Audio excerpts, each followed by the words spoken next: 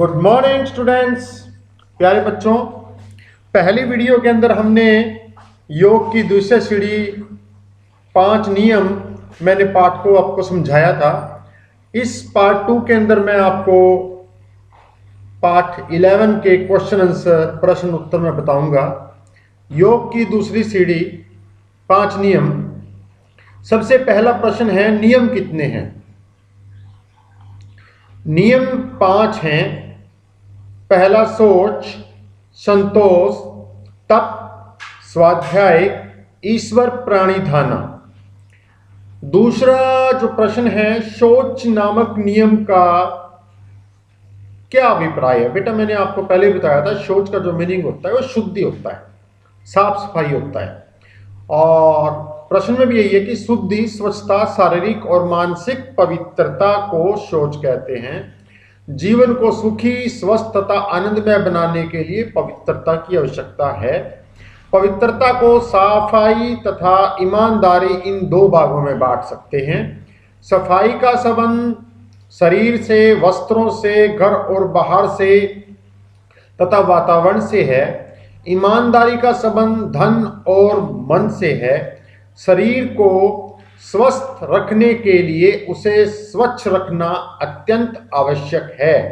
घर और बाहर को झाड़ू, बुहारी, पोछा, सफेदी आदि से स्वच्छ करना चाहिए। वातावरण की शुद्धि, हवन यज्ञ वातावरण की शुद्धि का सर्वोत्तम साधन है।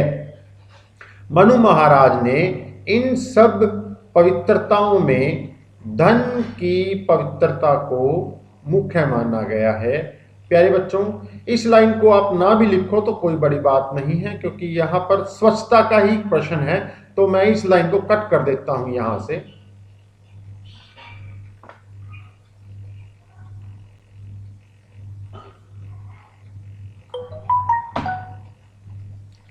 तो आपने सिर्फ यहीं तक करना है, सर्वोत्तम साधन है। थर्ड प्रश्न है आपका, संतोष नामक नियम का अर्थ तथा इसके पालन करने के लाभ बताइए। पूरी तत्परता, पुरुषार्थ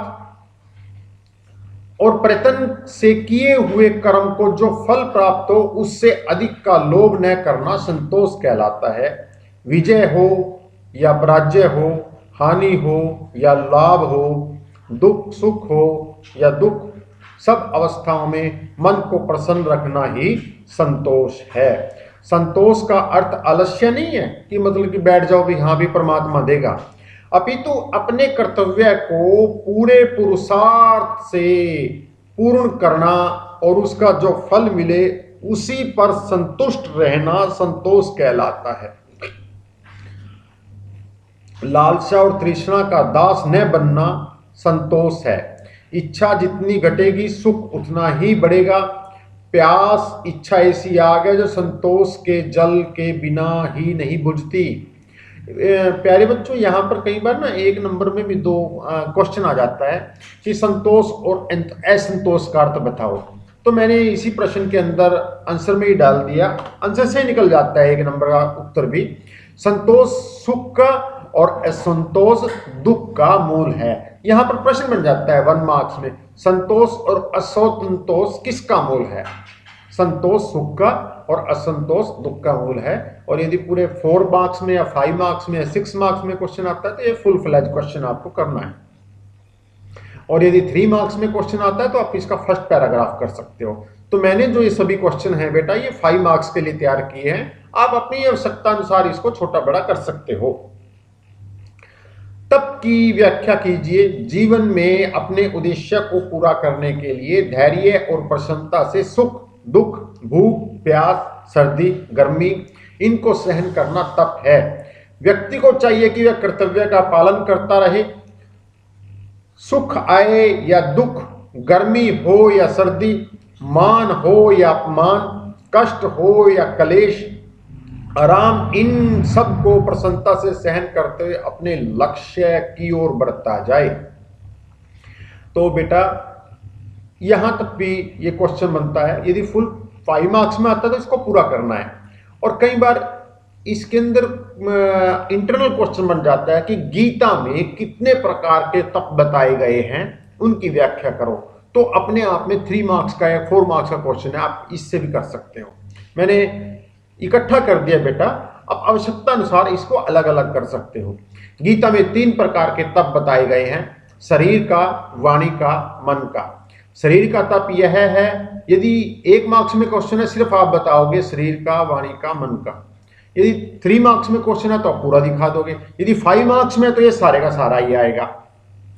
शरीर का तप यह है कि सात्विक भोजन करें और घूमें। वाणी का तप यह है कि सत्य, प्रिय और मीठा बोलें।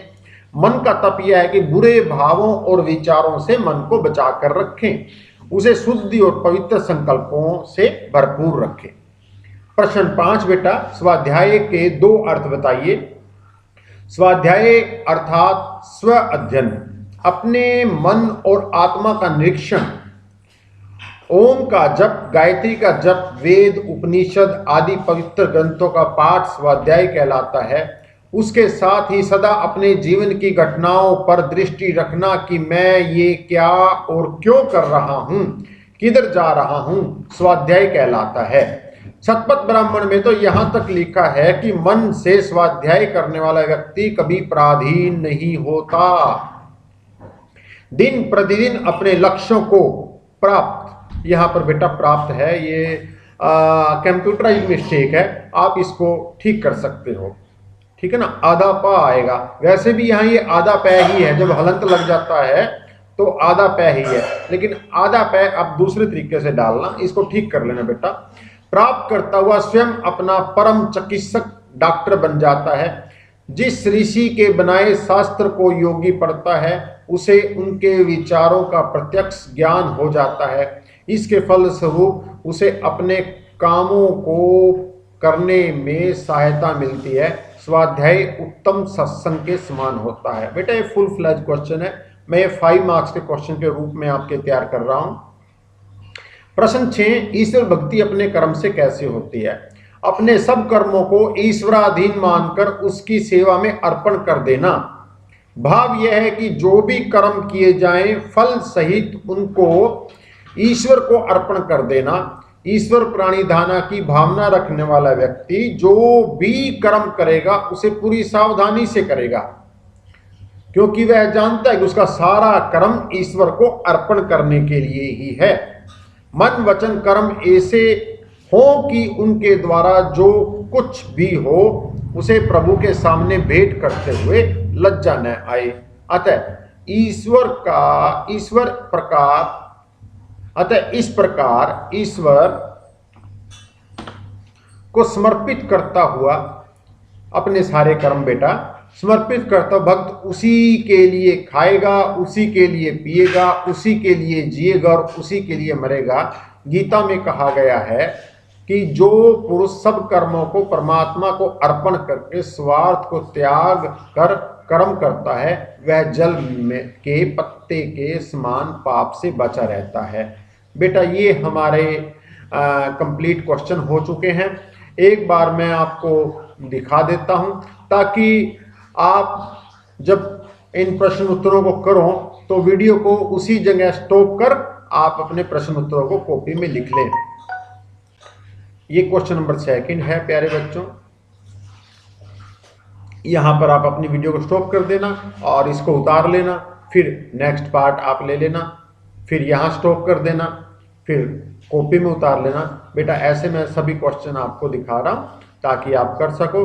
और ये बेटा एक पहला चैनल है जिसमें आपको चैप्टर तो बता रहा है और क्वेश्चन आंसर भी दे रहा है। मैं यूट्यूब में कई बार देखता हूं कि कहीं सिर्फ चैप्टर को डिफाइन किया जा रहा है, प्रश्न उत्तरों को बच्चों के लिए नहीं बताए जा रहे हैं।